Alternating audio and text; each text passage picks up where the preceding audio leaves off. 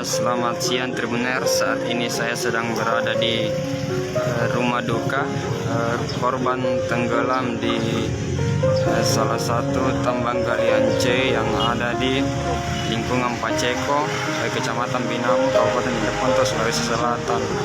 Nah, di mana korban tenggelam ini merupakan anak satu-satunya dari keluarga Ani dan Nanan. Lokasi rumah korban.